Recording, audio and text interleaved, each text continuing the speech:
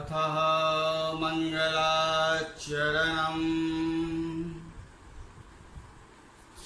श्रीगणेशाय नमः। नामं रमानाथं भवानी सहितं भ्रमं सरस्वतीं गणाधीशं मातरं पितरं गुरुम्। प्रवक्ता आधार पुरुषस्य नामः डॉक्टर कृष्ण नारायण झा, सहायक प्राध्यापक, जूठालाल संस्कृत महाविद्यालय मझोलिया, पश्चिमी चंपारण। कक्षा उपशास्त्री द्वितीय चरण खंड। निर्धारित पुस्तक का नाम हितोपदेश। हितोपदेश में शीर्षक गृध्र मार्जारः कथा। मार्जारः क्या है? मार्जारः अर्थात बिलारः और गृध्र की कथा आज मैंने कहने जा रहा हूं। पूर्व पाठ की स्मरण करना जरूरी है। पूर्व पाठ में मैंने मंगलाचरण, ग्रंथ प्रशंसा, विद्या प्रशंसा, कथामुखम, मृत लाभ प्रस्ताव आदि का व्याख्यान किए हैं। कल दिनांक 31/5/2020 को वृद्ध व्याघ पथिक कथा के बारे में जानकारी दिए गए हैं। कथा संख्या 5वां गृध्र मार्जारः कथा के बारे में जानकारी प्राप्त करना चाहेंगे। गृध्र और मार्जा की कथा गंगा के किनारे गृध्रकूट पर्वत पर एक बड़ा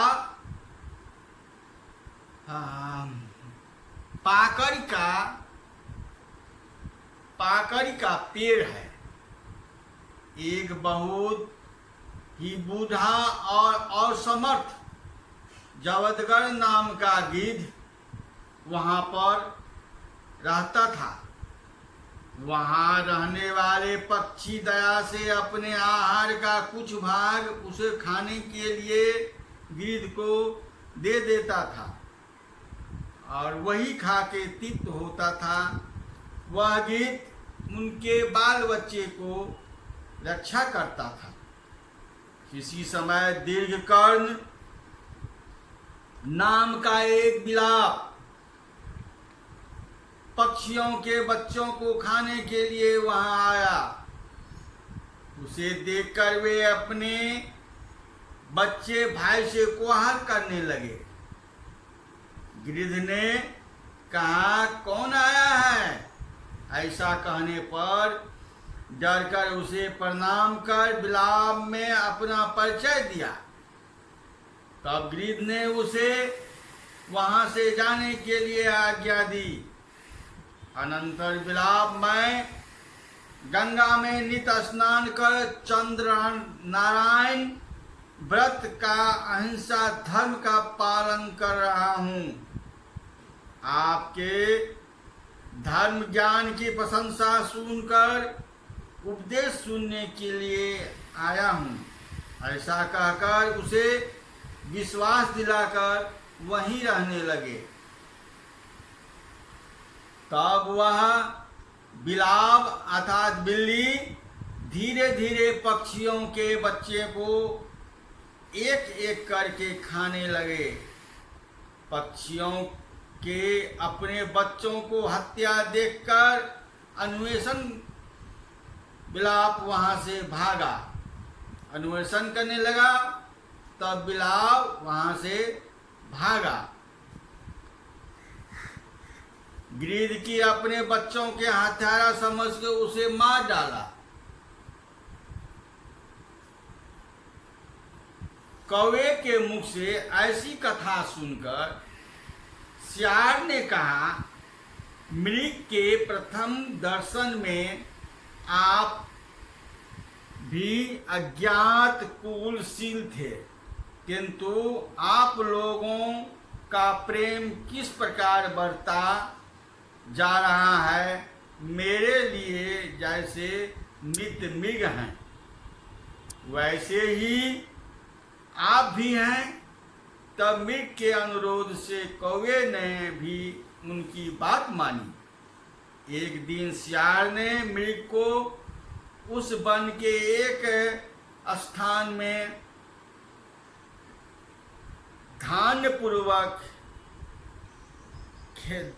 धन्यपूर्ण अर्थात धान की खेतों में दिखलाया गया मृग की प्रतिशत वहां जाकर चढ़ने लगा। एक दिन खेत के मालिक उसे पकड़ने के लिए अपना पास अर्थात जाल बिछाया। वह मृग पास में फंस गया। यह देखकर सियार प्रसन्न होकर सोचने लगा कि मृग के काटे जाने पर उसके मांस और लहू का सनी हुई हड्डियां मेरे लिए पर्याप्त भोजन होगी। मृग सियार को देखकर खुश होकर अपने बंधन को काटने के लिए उससे अनुरोध किया। सियार कहा, आज रविवार है, नसों से बने हुए पासों को कैसे दांते से काटूंगा। कल सुबह तुम जो कहोगे वही करूंगा। ऐसा जवाब देकर गुप्त रूप से उसके पास रहा। जब रात को मृग नहीं आया तब उसके इधर उधर ढूंढने के लिए कौवे ने वैसी अवस्था में उनको देखा और पूछा, मित्र मृग, यह क्या है?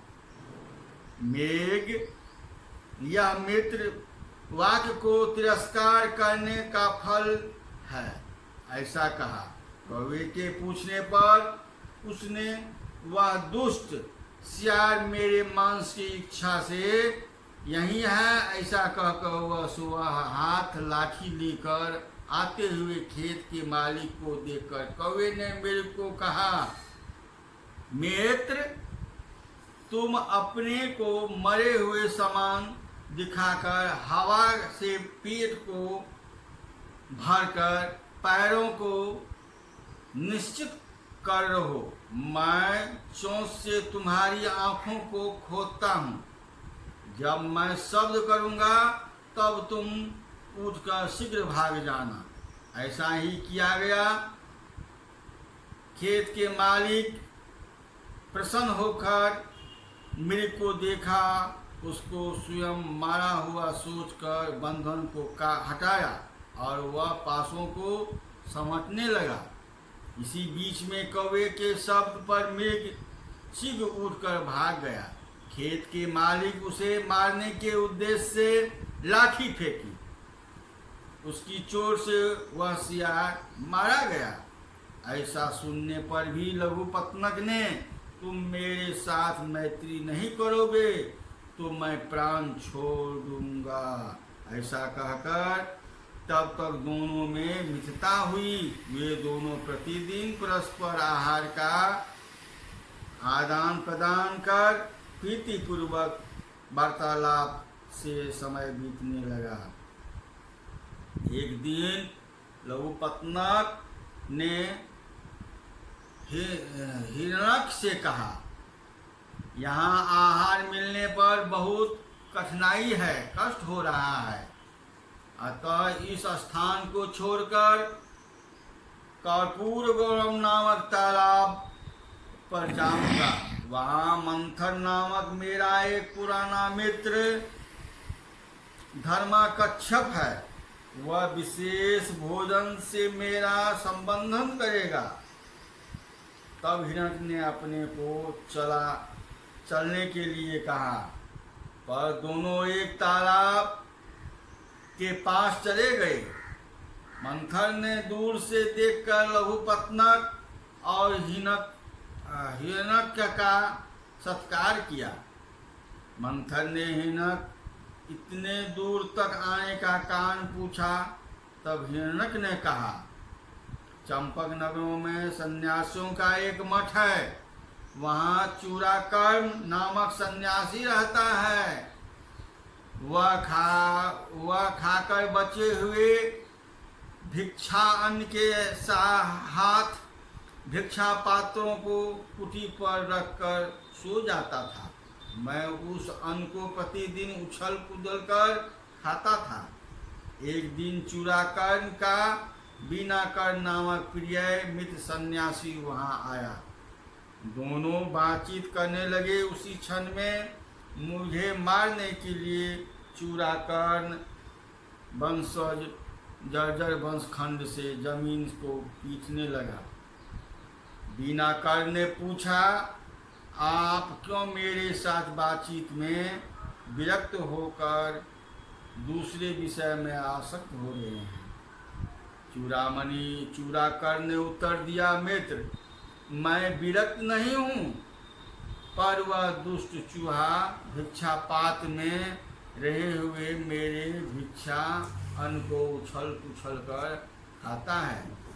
तब बीनाकर ने खूंटी देखकर कहा, थोड़े बल वाले चूहे के इतनी दूर उछलने में कुछ कारण होना चाहिए।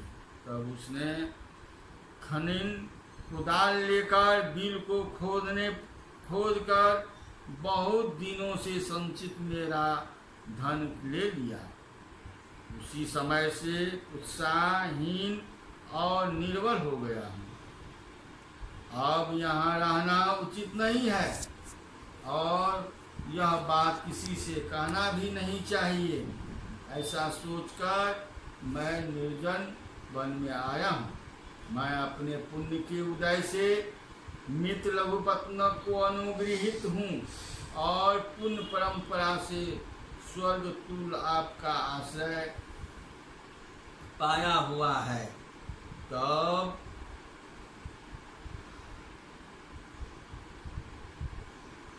मंथर ने कहा, तुमने ज्यादा संचय किया, यह इसी का दोष है। संचय नित्य करना चाहिए पर ज्यादा नहीं करना चाहिए। ज्यादा संचय करने वाले श्याल धनुष से मारा गया।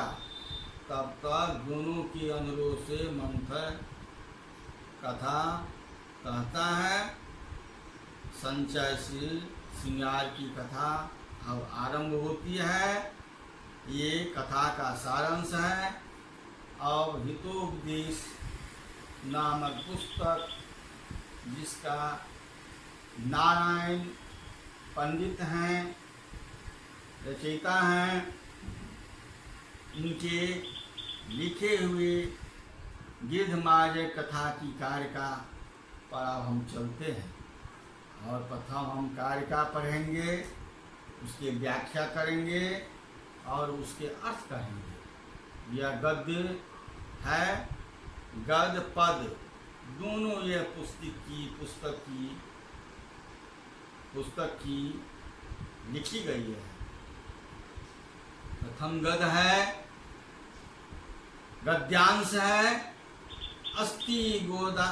अस्ति भागीरथे व तीरे गिद्धकूट नामनी पर्वते महान पर्वती वृक्षः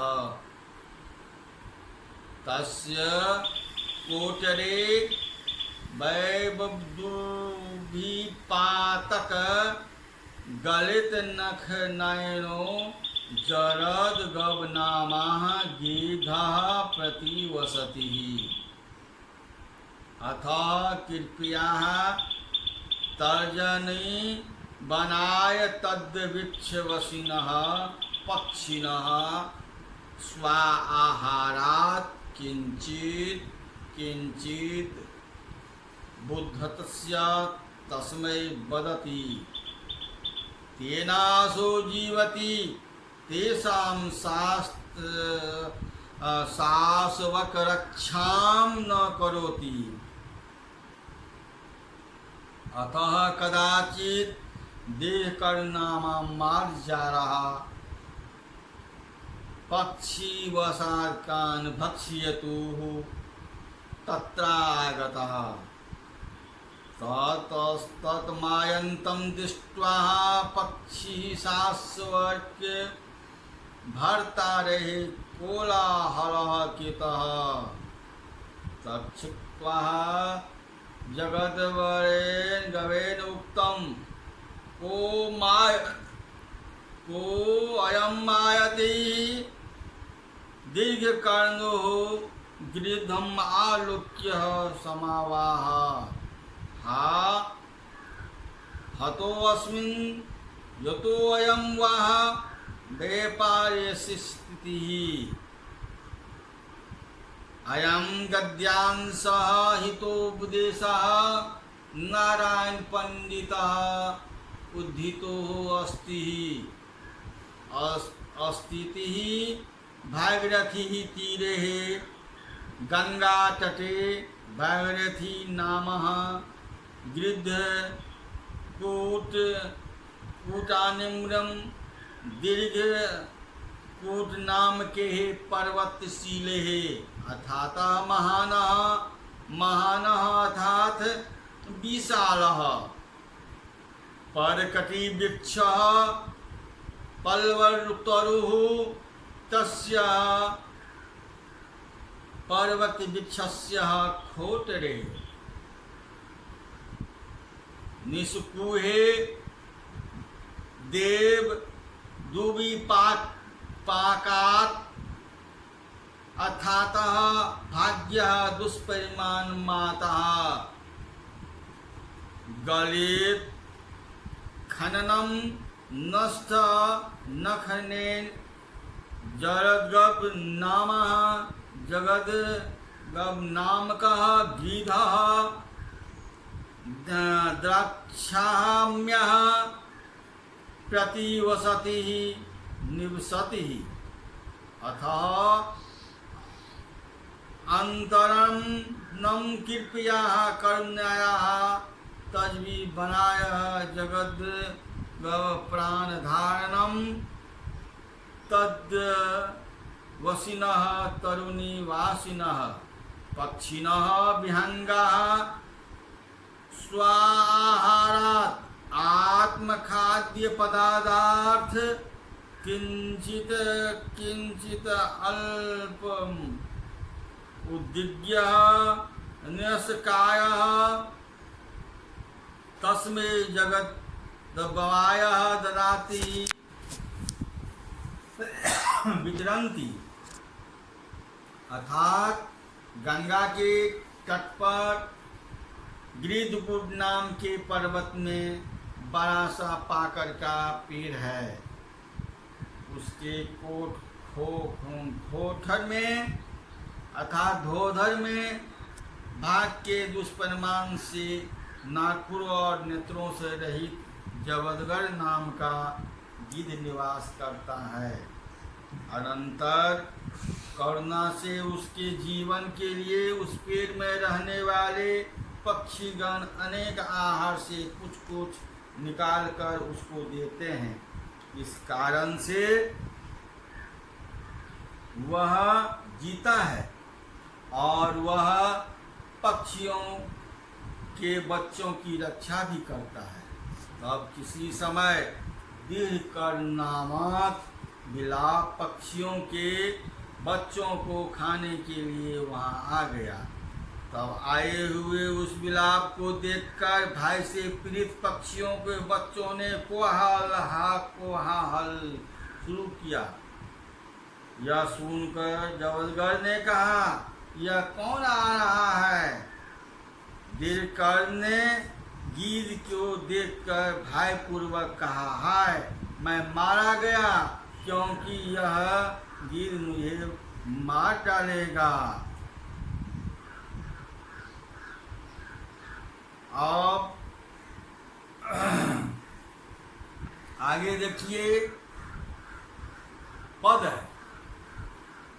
गद का विवेचन मैंने अभी किया है और पद का विवेचन करने जा रहा हूं। प्रथम पद है, तावद भयस्य भेति भेतव्यम, तावद भयस्य भेतव्यम यावत् यमनानागतम, आगतम तु भयं वीक्षः नरः कुर्यात् यथोचितम्। अस्य पदयान्वयः यावत् भयं अनागत तावत् भयस्य भेतुतव्यम्, तु भयं आगतं वीक्षः नरो यथा उचितं कुर्यात्। अस्य पदस्य व्याख्यायाः यावत्तः यत् कालापर्यन्तं भयं साधवम् अर्थातः अनागतम् अनावातम् अस्ति शेषः तावत्तः तत्कालपर्यन्तं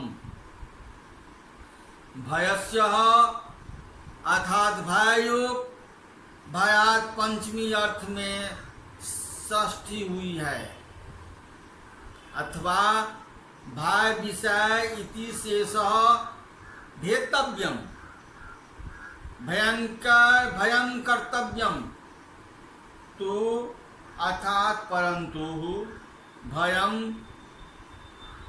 साधव समम आगतम आयांतम वीक्षम दिष्टः नरः अर्थात जनः यथोचितम यथा योग्यम भय निवारणार्थ में शेषः कुर्यातः विधीतः। अर्थात कहने का तात्पर्य है, इस पद का हिंदी रूपांतर अनुवाद है, जब तक भय नहीं आया है तब तक उसे मार डालना चाहिए। जब तक भय नहीं आया है तब तक उससे से डरना चाहिए, परंतु भय को आया हुआ देखकर पुरुष को हटाने के लिए उचित कार्य करें।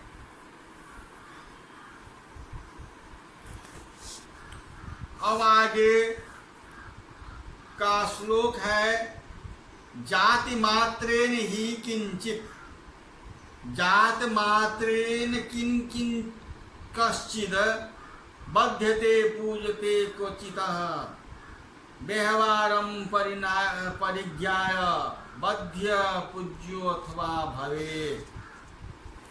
जाति मात्रेन किं किश्चिद बध्यते पूज्यते क्वचितः व्यवहारं परिज्ञाय बध्यः पूज्यो अथवा भवेत्। क्वचितः कश्चित् जाति मात्रेन बुध्यते पूज्यते किम व्यवहारं व्यवहारे परिज्ञाय बध्यः अथवा पूजितो भवेत्। क्वचिद अर्थात कुछ चिद, क्वचित अर्थात कुत्रचित, कश्चित अर्थात जनः मनुष्य, जात मात्रेन केवलं चंडालेत्वेन ब्राह्मणत्वेन वा बध्यते हन्यन्ते पूज्यते अर्च्यते किम व्यवहारम अर्थात आचारम वर्धमम उत्तेन वेति शेषः परिज्ञाय ज्ञात्वा बध्यः इतस्तव्यः अथवा यद्राः पूज्यः पूजनीयः भवेदस्याः। अयं पदस्याः अनुवादः, कहीं पर कोई पुरुष जाति मात्र के कारण क्या मारा जाता है अथवा पूजा जाता है। आचरण को देखकर पुरुष मारने के लिए अथवा पूजा करने के लिए योग्य ही होता है।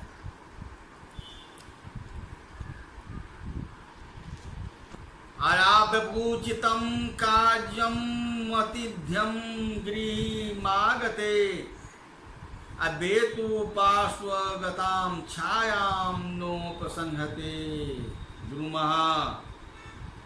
अहम् आगते अरो वापि उचितम् आतिथं कार्यं द्रुतं छेदुः पाशगतां छायां न उपसंहते। अस्य श्लोकस्य व्याख्यायाः गृहम् अर्थातः गेयम् आगते अर्थात आयाते अरोह अपि शस्त्रो अपि उचितं योग्यम् अतिथव्यम् अतिथि सत्कारः कार्यं कर्तव्यं यत् द्रुमः वृक्षः छेदुः छेदनं कर्तु अपि पार्श्वगतां निकट प्राप्तां छायां अनातपं न उपसंहन्ते न परित्यजति।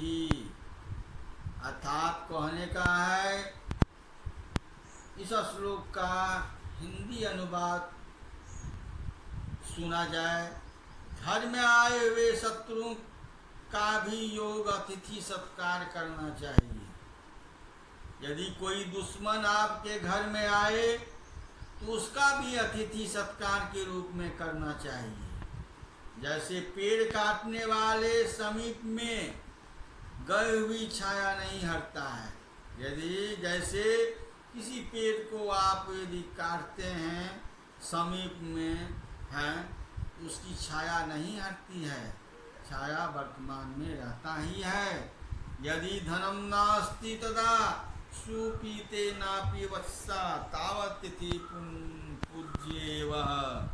अर्थात अथवा धन न हो तो पर भी पीत के वचन से, अपने बोली के वचन से अतिथि का सत्कार ही करना चाहिए।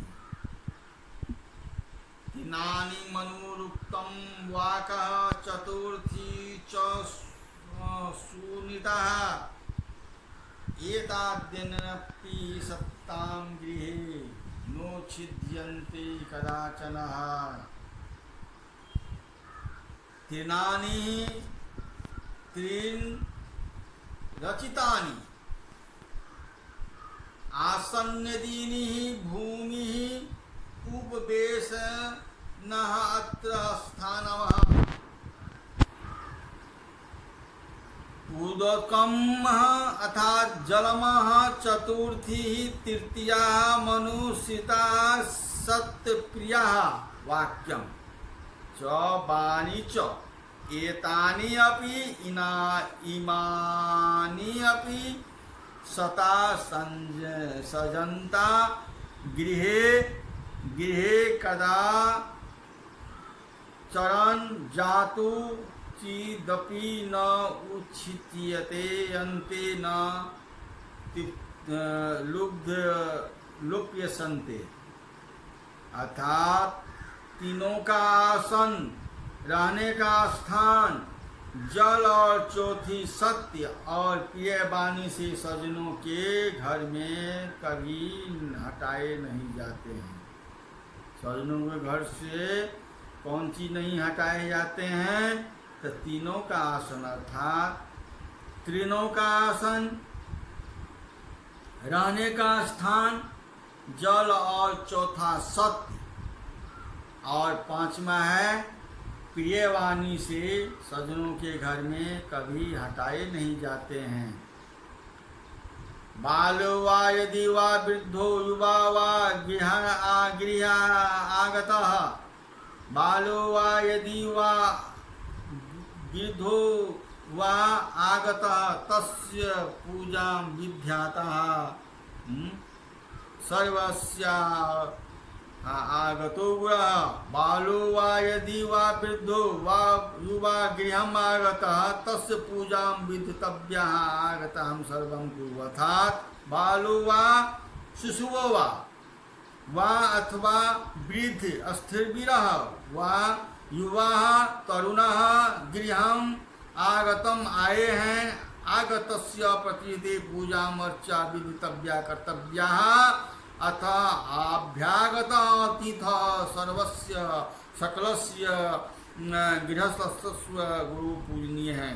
बालक, बूढ़ा अथवा युवा ऐसा घर में आया हो तो अतिथि हो तो उनकी पूजा करनी चाहिए, क्योंकि अतिथि सबका पूजनीय होता है। इति संपूर्णम समाप्तम।